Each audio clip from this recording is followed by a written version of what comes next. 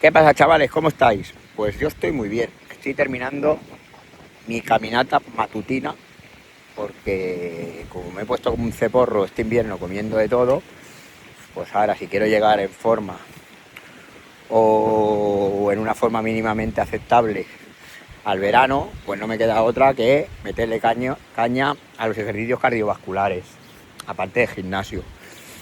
Y bien, y he dicho, pues bueno, voy a hacer un vídeo para que me sea la caminata más amena y por lo menos para aportar algo positivo a la comunidad de videojuegos, para que hacer un vídeo que la gente lo pueda ver y pueda opinar o pueda por lo menos saber lo que yo opino al respecto, que aunque pueda parecer irrelevante, puede servir para que otra persona pueda ver algo desde otra óptica distinta a la suya, en el caso de que vea de lo que voy a hablar yo en el vídeo. En este caso voy a hablar del Nintendo Direct de esta mañana, que se ha hablado de Star Fox o Starwing. Depende, en Oriente se llamaba Star Fox, me parece, y en Occidente Starwing, o al revés. Bueno, la cuestión, ha hecho Nintendo un directo, el cual, esto lo he visto, estaba mirando en YouTube y he visto un vídeo de Sassel en el que reaccionaba a este Nintendo Direct. Y era un Nintendo Direct acerca de Star Fox. Ha salido Miyamoto y luego le ha dado paso a otro chaval que supongo yo que será o el que está al frente del proyecto o el ideólogo de la franquicia o de la IP esta, de Star Fox. Y bueno, en total, han hablado del Island Wars. La Island Wars me parece que el juego de Nintendo 64 era Star Fox Island Wars. Creo recordar. Si no, pues bueno, que alguien me corrija en los comentarios. Y bueno, ya han estado hablando de que le han pegado un lavado de cara al juego que te cagas, sobre todo a los personajes que tienen ese aspecto furry, así de pelo, que parecen más animales de verdad, en comparación con los de Nintendo 64. Y es que yo no sé si salió una versión también si salió un juego de Star Fox para la GameCube. Creo que no, pero puede ser que sí. Bueno, la cuestión, que le han metido un meneo importante al aspecto gráfico del juego. Y se ha visto ahí unos vídeos, unas imágenes en movimiento, o sea, vídeos del juego, y la verdad es que se veía buena. Yo no llevaba las gafas, pero se veía impresionante. Se veía flipante, ¿eh? Y hay que tener en cuenta que está en una fase temprana de desarrollo este juego. No sé cómo estará, en qué porcentaje estarán, si estarán ya más o menos avanzados, pero pienso de que no. Entonces, ahora os voy a dar contexto y luego voy a desarrollarlo y luego voy a ir a, pues esto, al juego este del Nintendo Direct. A ver, yo esta saga, cuando salió esta franquicia, llámalo X, a mí cuando salió Nintendo, en la Super Nintendo, me pareció una mierda, pero una mierda como una catedral de gorda. ¿Por qué me pareció? No digo que lo fuera, digo que a mí me pareció. Porque no me gustara a mí no significa que lo sea. O sea, que si a mí me pareció, no estoy diciendo que era, sino que a mí me lo pareció. Pues entonces, habiendo aclarado esto, me pareció un mojón. Sí, unos gráficos 3D, así, hechos de cualquier manera. No sé, yo en ese aspecto, en esa época tenía el morro muy fino. Estaba muy obsesionado con la tecnología y demás, y me pareció un rollo patatero, vamos. No me gustaba el 3D que ofrecían los 16 bits domésticos. La cuestión, ni le presté atención, la verdad, a ese juego, y mi vida siguió transcurriendo y me acostaba por la noche y por la mañana me levantaba y salía. Total, que sin pena ni gloria pasó por mi vida ese juego. Y bueno, aquí entra en juego los procesadores de las consolas. El procesador de la Nintendo, la CPU, pues desafortunadamente no era muy potente y no tenía capacidad, o pienso yo que no tenía capacidad, de trabajar con cálculos complejos y con geometrías. Entonces se tenía que apoyar de un chip, en este caso el chip FX o Super FX, no me acuerdo si era FX o Super FX, para poder, pues eso, pues era como una especie de coprocesador matemático que tenía incorporado en el cartucho y se encargaba, pues eso, de los cálculos geométricos complejos y descargaba la CPU de ese trabajo. Más o menos tuvo que ser así. Tampoco soy técnico electrónico ni informático, la verdad, como para poder decir que era así exactamente, pero en mi cabeza es así. El procesador de la Sega Mega Drive, el Motorola 68000, sí que podía hacer cálculos complejos y trabajar con geometrías. Y sí que es verdad que para Mega Drive Sega sacó el equivalente, ¿no? Que era el SVP, creo que se llamaba, que el único juego que lo llevó puesto era el Virtua Racing, porque era un chip que era muy caro de producir. Caro no, carísimo, era súper potente. Claro, tampoco es que Sega necesitara incorporar en los cartuchos de la Mega Drive eso, porque ya de por sí la Mega Drive podía hacer cálculos complejos. El chip Motorola 68000 es un chip que tenía, bueno, el chip no, el procesador, que tenía, realmente pienso que tenía 32 bits. De hecho, esto lo sé porque en un directo de Retro Hoy han habido unos chavales que han estado en el chat en directo hablando del 68000 y joder, era muy loco porque pilotaban mogollón y hablaban de esto. Estábamos hablando del tema de si la Neo Geo era una consola de 32 o de 16 bits y yo estaba hablando de que Neo Geo en la época ya se hablaba de que era una consola de 24 bits, que eran 16 bits de procesador Motorola 68000 más del Zilog Z80 que tenía 8 bits y que era una consola de 16 más 8, 24 bits. Pero otro chaval ha aportado unos datos súper válidos, o sea, súper valiosos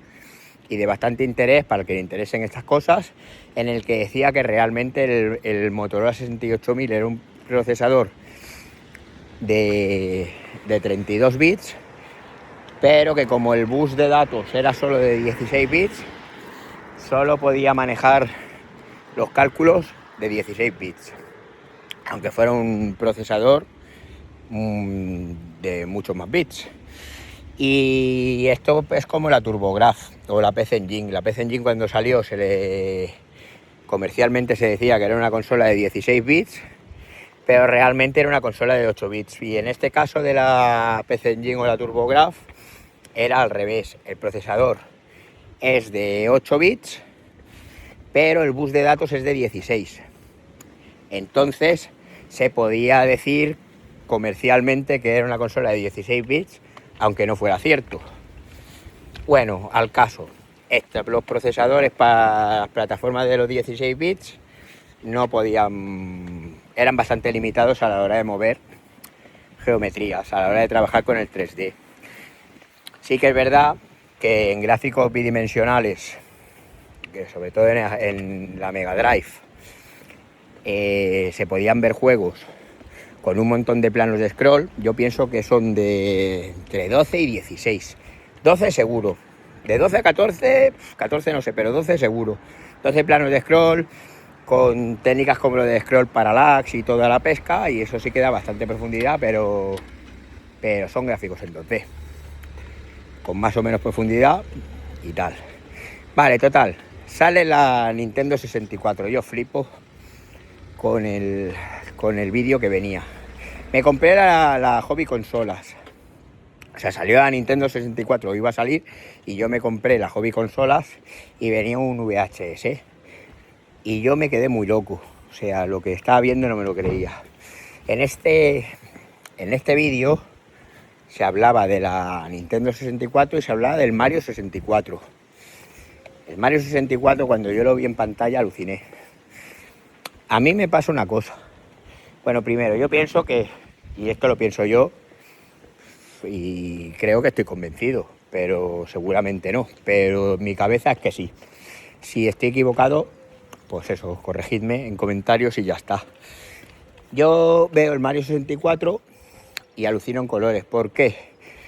Porque es lo que digo, ese juego todavía no ha sido superado en varios aspectos. Sí que es verdad que la tecnología ha avanzado un montón y los juegos tienen mucha más carga gráfica, pero en sensaciones, a mí lo que me pasaba con el Mario 64, que también me pasaba con los juegos de la placa Model 2, con la Model 1 no tanto, pero con la Model 2 y con la Model 3, pero sobre todo con la Model 2, que fue la que viví más, es el tema de los gráficos, el aspecto.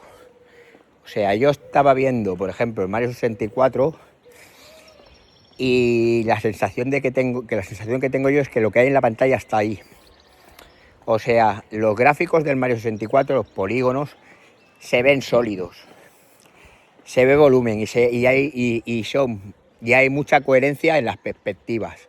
O sea, los cálculos matemáticos a la hora de proyectar las perspectivas de personajes y escenarios y demás hacen que tú cuando veas eso tengas aspecto de que hay volumen y profundidad y solidez.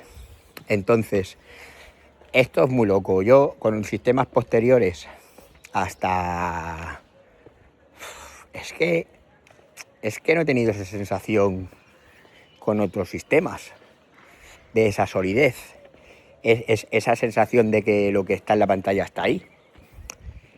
Total, que mi primo se compró la Nintendo 64 porque yo dije que se la comprara, vamos, que no se comprara otra consola, que se comprara esa. Le enseñé el vídeo, mi primo flipó y se compró la Nintendo 64. Yo estuve en Barcelona por una temporada y yo me acuerdo que yo todavía no tenía la consola y mi primo la tenía, pero mi primo tenía, no tenía el Mario 64, creo, tenía varios juegos y entre ellos estaba el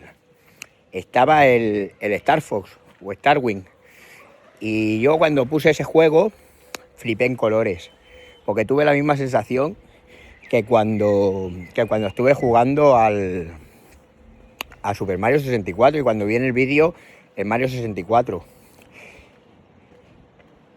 La profundidad, la solidez en los polígonos, muy loco. Aparte, la historia era una pasada. La historia era flipante, muy buena historia. Y aparte, los personajes se conseguía generar un vínculo empático entre personajes y jugador. Realmente tenía la sensación de que estabas ahí dentro. Y la fase esa que ibas con un tanque y demás, era muy loco ese juego. Estaba muy bien hecho. Igual había otros juegos en la época con mayor carga gráfica, pero el feedback que tú tenías no era el mismo. Y bien, dicho esto y habiendo dado contexto, voy pues eso, al Nintendo Direct. Yo cuando he visto el juego, ha habido una cosa que me ha impresionado un montón y me ha gustado. Ha sido pues la coherencia estética. ¿Qué quiero decir cuando hablo de coherencia estética? Cuando yo hablo de coherencia estética me vengo a referir al aspecto artístico. El tema de que las naves, aunque la tecnología ha avanzado un montón desde que salió el de Nintendo 64 y no sé si para GameCube también salió, pero como no lo sé no voy a hablar, el aspecto que tenían las naves en Nintendo 64 y el aspecto que tienen las naves en esta futura versión que va a salir para GameCube, espero que salga pronto, es el mismo. O sea, no tienes que esforzarte para saber si es la nave o no porque se parece y es una nave tan moderna que al final es como tiene un ligero aire. No, las naves se ven iguales. Yo pienso que lo que ha hecho Nintendo en este aspecto es coger y dedicar la mayor parte de carga gráfica a escenario y efectos que no a los diseños de las naves y los personajes. Los personajes están muy bien diseñados, se nota mucha diferencia, parecen más animales, pero siguen siendo más o menos iguales. Las naves igual, pero los escenarios pues ahí sí que se ve quizás más, que se ven mejor. Entonces esto a mí me ha gustado mucho porque estás jugando ese juego, en el caso, en cuando llegue el momento estaré jugando ese juego y estaré viendo lo mismo. Simplemente pues mucho mejor gráficamente, pues con un efecto de agua mejor, con más efectos, con más naves en pantalla, etc, etc, etc. Y me he puesto muy contento, la verdad me ha pegado un chutazo de nostalgia que he flipado en colores. He flipado en colores, la verdad. Me he acordado de cuando jugaba y las buenas sensaciones que tuve y cómo era de inmersiva la historia y demás. Y hay unos detalles muy buenos, porque este juego, por lo que yo he visto en el vídeo, por lo poco que yo he visto en el vídeo, hay varias maneras de jugarlo. Se puede jugar varios jugadores a la vez o se puede jugar una especie de modo cooperativo. ¿Qué quiero decir con cooperativo? Pues que una persona lleva la nave con el mando de la Switch o el mando este para Switch, que es como el de la Nintendo 64. Y luego está la otra opción de que una persona con el mando de la Switch en el modo ratón puede hacer de artillero y el otro con el mando de piloto. Entonces, esto está de puta madre porque, por ejemplo, yo que tengo un hijo, yo me compro este juego y sí que puedo jugar online con él, pero también podemos jugar los dos juntos a la vez, llevando la misma nave. Uno hace de artillero, en este caso yo o él, disparando, y el otro conduce y el otro pilota la nave. Esto me parece muy loco, está muy guay. Y luego eso, que puedes jugar online. Y lo bueno que tiene es que tú con la cámara de la Switch, una de las cosas que me han gustado mucho es que con la cámara de la Switch te captura la cara y luego tú lo que hables y las expresiones faciales que tú tengas en ese momento mientras estás hablando, por ejemplo, si me apetece decir hola, ¿qué tal? Y guiñar un ojo, pues todo esto se va a reproducir en la cara del personaje. En el caso del conejete este o del Falcon, en el caso del Falcon, si yo conduzco o si yo piloto su nave, cuando yo esté hablando, se va a ver la cara de Falcon diciendo lo que estoy diciendo y gesticulando de la misma manera. Esto me parece una locura, está súper guay. Y de hecho, creo que puedes utilizarlo como de avatar y que se vea así en otros juegos. La conclusión. Bueno, lo primero, perdón si he divagado mucho y he hecho un vídeo desordenado y demás. Ya sabéis que yo, los que veis mis vídeos, seáis más o menos, sabéis que yo estoy a favor de la espontaneidad. Por lo tanto, no guionizo. Y que digo las cosas de cabeza. Podría hacerme un guión, podría tenerlo en segundo plano aquí, estar leyendo y más o menos, pero no. Yo prefiero dar mi opinión sincera y siempre va a ser más sincera y más más real si no uso ningún tipo de guión. Aunque divague y habrá gente que no le gustará, pues bueno, estoy trabajando en ello. No me matéis. Mi conclusión, pues que es de puta madre. Nintendo tiene una cosa muy buena, que es que el tema de las emociones, de la diversión, de la experiencia como jugador, mira mucho por los jugadores. Nintendo en el pasado, cuando sacó la Nintendo 64, pues se decía que la arquitectura de la consola, en la arquitectura o parte de esa arquitectura o estaba basada o había trabajado gente de Silicon Graphics, ¿no? Salió el juego este de Killer Instinct, que salió para Super Nintendo también, creo, que este juego estaba Silicon Graphics ahí metida, o sea, había hecho con estaciones de trabajo. De hecho, Nintendo 64 cuando iba a salir se iba a llamar Ultra 64. Y después, cuando salió la GameCube, estaba basada en la arquitectura Watson de IBM, conjunto con ATI, pero que esta arquitectura era de ordenadores de inteligencia artificial, entonces de estaciones de trabajo muy avanzadas. Entonces Nintendo en su día, aparte de cuidar mucho la experiencia que pueda tener un jugador a la hora de echar unas partidas a un juego de estos, o a un juego de los suyos, miraba mucho por la tecnología. ¿Qué pasa con Nintendo? Yo pienso que el sistema de Nintendo 64 no fue comprendido por los programadores. O sea, ¿cómo puede ser posible que yo haya tenido una experiencia tan... O sea, que yo haya flipado tanto jugando con el Mario 64, cuando lo vi a nivel visual me impactara tanto, y que el sistema no triunfara y se le pusiera la etiqueta de que era una mierda de consola? Yo pienso que si el resto de compañías hubieran mirado más por la experiencia del jugador y por la creatividad y por emocionar, sí que es verdad que no hubiéramos tenido juegos que técnicamente hubieran estado a la altura de otros sistemas más avanzados, pero sí que la impresión hubiera sido igual de impactante que la que tuve yo cuando vi por primera vez el Mario 64.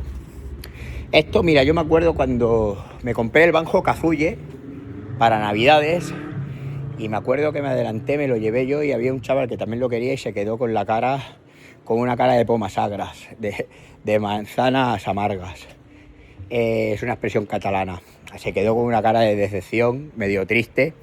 Y cuando yo puse el Banjo-Kazooie en la Nintendo 64 en casa, pese a ser un juego que gráficamente era más avanzado, en teoría, que el Mario 64, que era de Rareware, yo no tuve la misma impresión jugando al Banjo-Kazooie que al Mario 64. Ni la misma sensación jugando al Banjo-Kazooie que jugando al Star Fox de Nintendo 64. Entonces Nintendo Switch ha recuperado esto un poco. La experiencia de jugador, con menos potencia, conseguir lo mismo o más que otros sistemas mucho más potentes. Entonces, el tema es el siguiente. Este juego que va a salir de Star Fox es el típico juego que justificaría, sin pensarlo, sí o sí, la compra de una Nintendo Switch.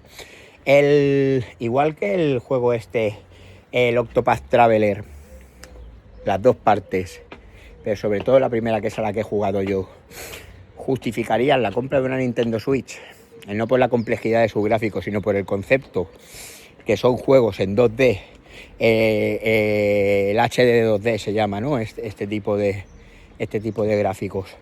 Es tan impactante visualmente que justifica la compra de la consola. Impresionante. Unos gráficos, es no la complejidad de los mismos, sino en la impresión. O sea, el que ha ideado ese concepto gráfico es un genio, sinceramente. Es un genio. ¿Por qué? Porque es muy impactante visualmente, por lo menos para mí. Pues bueno, pues el tema del Star Fox justifica 300% la compra de la consola. Yo me la voy a comprar. La consola no la tengo, me la quería haber comprado en las navidades del año pasado, pero por H o por B no pudo ser. Me la voy a comprar yo y se la voy a comprar a mi hijo. Y el Star Fox va a caer. Y todas las partes de Octopath Traveler también. Así que mi conclusión es que hay que estar muy contentos de que Nintendo vaya a sacar este juego. El resto de compañías deberían de ponerse las pilas y mirar más por la experiencia de jugador, de experiencia de usuario, por la experiencia que pueda tener un jugador, que no por meter la máxima cantidad de frames por segundo y gráficos ultra realistas. No es necesario. Y vamos, yo recomiendo a los que tengáis la Switch que os compréis este juego, y a los que no la tengáis, que os la compréis y os compréis este juego, y os compréis también el Octopath Traveler, porque son juegos que son impresionantes. Cualquier persona que esté viva mínimamente se va se va a conmover cuando vea estos juegos. Y nada, y hasta aquí este vídeo.